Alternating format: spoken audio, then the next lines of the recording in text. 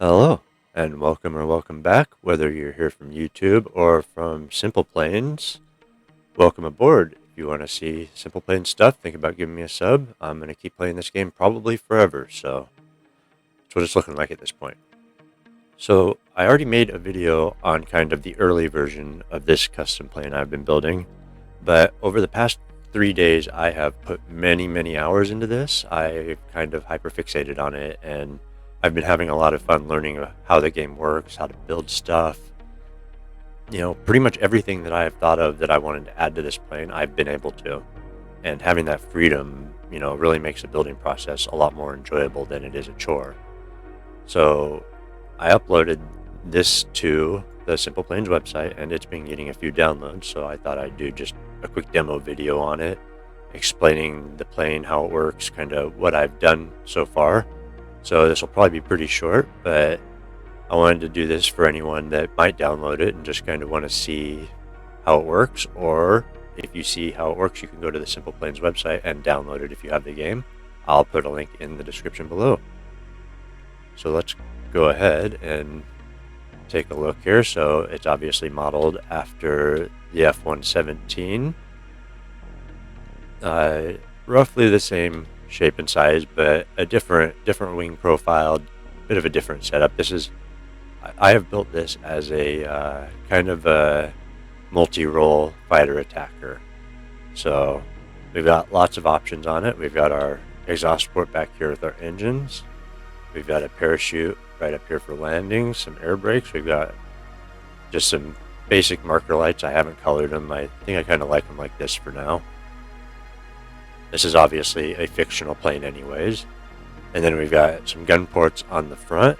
I am going to make covers for those in the future. This plane obviously isn't in its complete final form, but it is fully functional, and at this point most of the things that I'm going to be adding in the future probably are just going to be little tweaks to, tuning the fly-by-wire system, little adjustments and stuff. So all of that being said, let's go ahead and hop in and I will show you around. So I would definitely suggest, if you can, flying this from the cockpit. I use a controller when I'm flying. So keep that in mind if the controls might seem a little weird. I try to keep everything as good as possible. So let's go ahead and hop in our cockpit here. All right, now turn that off. We don't need it. As you can see, I've got a fully modeled cockpit here. We've got all kinds of buttons and gauges. Everything in here is fully functional. You can use all of it. It all reads. All these buttons and lights work and have an actual purpose. Let's make it a little more cinematic out, shall we? There we go. We'll get some dusk here. All right, so to start out, the first thing you want to do is you'll have your brake. This is going to be off by default when you get in the plane. So you can use the keyboard button or your controller button, or you can use the manual button here, and that'll lock your parking brake. And then you've got your engine here, so we're going to click that. Get our extra multifunction displays deployed. Our engine's going to start up here with our little sequence. And then we're going to set up our multifunction display here. We're just going to pick screens for these to display. There we go. Now we do have a lot of instruments in here. We've got carrier takeoff and landing capabilities. This button here will deploy your resting hook. We have a landing chute also. We've got conformal fuel pods. You can click here to drop those. Just your standard gauges. I built a custom gauge here that will show your fuel duration and time, as well as the flow for how much fuel you're using. We've got our throttle. Our afterburner on this jet kicks in at 95%. And then we've got just all our regular stuff. We've got our weapons here. So we do have bays on the outside, which I will show you here. They're just, you can see them with the gray outlines. And we've got 2 active radar homing missiles and 2 IR missiles. And then we've also got a bomb bay below. So I'll show you kind of how these work here. So these are bound to action groups also, which is going to be 6 for your active radar homing missiles. And those are just going to pop out of the bays there. And then you can press a button again to close them. Alright, and then you've got your IR missiles right here. Those angle up, and that way if you're flying low to the ground, it gives you a better field of fire for shooting stuff down. I built both of these different because I was learning different methods to kind of deploy weapons from internal bays, and I wanted to kind of explore different ways to do it. Alright, and then we've also got a bomb bay down here with 2 laser guided bombs. We've got our intake right here, and the intake here and then the exhaust port on the back actually open up when you activate the afterburner. I'll show you for, better flow. So we're just going to go through this again real quick because there was AI in the game that I forgot about, and they decided to shoot me while I was sitting here talking. So there we go. Alright, everything's set up. We're going to turn our brake off. Alright, and then we are going to go ahead and we'll just give it a little throttle, and we're going to taxi out here.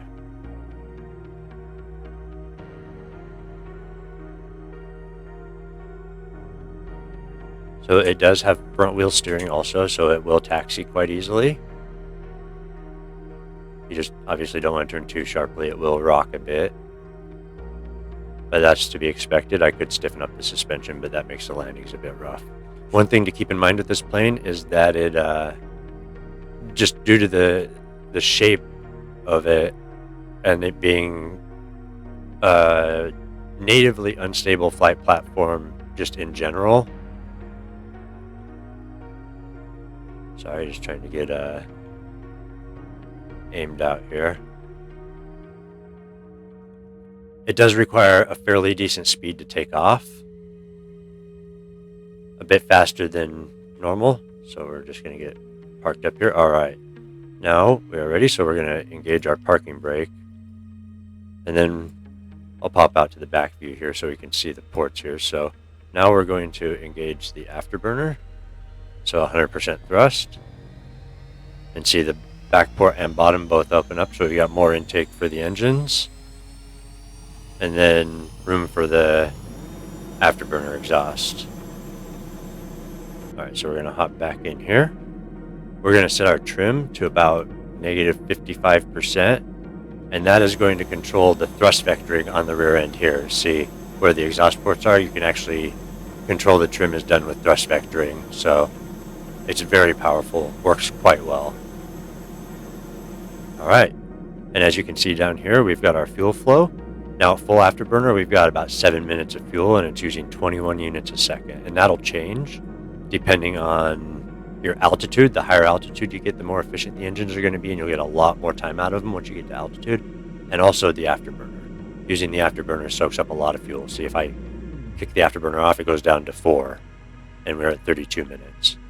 And if you get up to cruising altitude, you can turn it down even more and get a ton of time. So, alright, so here we go. We got full afterburner. We're going to disengage our brakes. And then while we do this, I'm going to make it a little bit lighter out just so we can see a little better. There we go. Alright, well, we got plenty of speed now. We're just going to lift up a little bit. And we are up in the air. We'll go back here for a better view. And then you're just going to want to trim the aircraft out once you're off the ground. You're going to have to adjust this as your speed changes.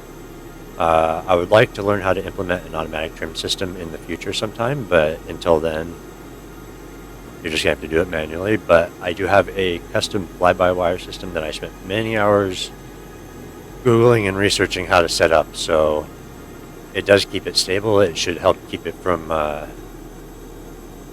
snap stalling if you give it full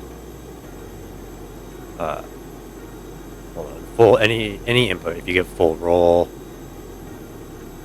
full pitch, full rudder, I've managed to get it to a pretty stable form for what it is. We'll get our controls back up since we're in third person now. Now, as you can see, the fuel is going away pretty quick. We're down to 72%. And that's because we're cooking full afterburner pretty much at sea level. So let's get some altitude here. get our gear up. Actually, you know what? That's another thing I'll show you. So as you can see, if you get over a certain altitude, the landing gear light starts flashing, showing that you haven't retracted your gear, just kind of to remind you. Alright, and then while we're getting some altitude here, let's spawn in just some basic planes that aren't going to shoot us down with radar missiles right away.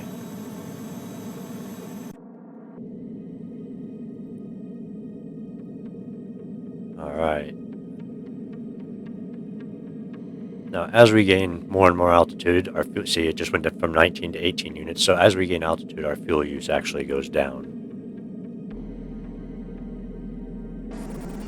Alright. Now, we'll do third person for this, since it'll be a little bit more cinematic. So we're going to switch. Let's see, what do we want? Let's use our radar missiles first. Switch to air-to-air mode. We'll get turned around facing these other guys. We've got our missiles extended. We're just getting the lock here now.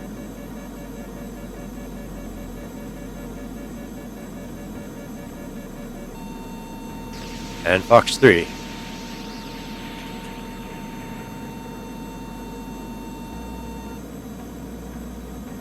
And we'll see if that connects or not. It is a pretty long shot, but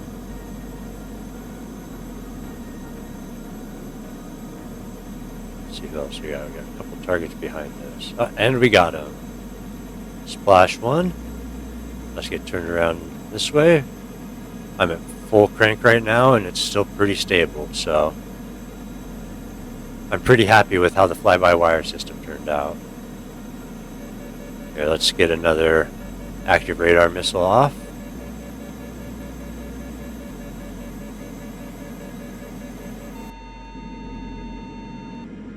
And Fox 3. Alright, we'll close that bay and open our IR bay now. Let's go after another target. Now keep in mind the IR missiles are pointed up, so your target's kind of angled above you some for your view cone. And we'll see if we can get this guy also. And Fox 2. And we got him. Splash 4 craft, 4 for 4. Not too bad. Close those bays. Alright, we'll turn the afterburner off. We're running a bit low on fuel, but that's okay. This thing's actually pretty fuel efficient as long as you're not cranking the afterburner. Alright, so now let's switch to air-to-ground mode. And we're going to move our laser over here to the aircraft carrier. We're going to need to get over that way first, though. We're a bit far away. And we'll take advantage of trying to use some of this laser-guided ordnance here. Alright, we're going to kind of line up with this here. Alright, now we're going to open our bomb bay. There we go. Let's see if we can hit him now. I have the bomb. Oh, our laser target's getting off. Alright, there we go. Alright, so I've got these bounty keys also. So 4. That's 1 bomb away. And Pickle, we got 2 away. Let's switch to our camera. Update our target a bit.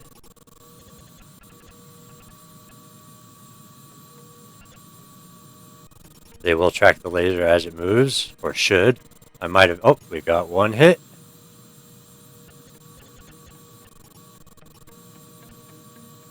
They might have both hit at about the same time. I dropped them pretty close to each other. So there we go. And then we close our bomb bays. So pretty simple. As you can see, we've gone down below 25% fuel here. So now our fuel light's flashing. But as you can see, we've still got 15 minutes of fuel since we're not cranking full afterburner now.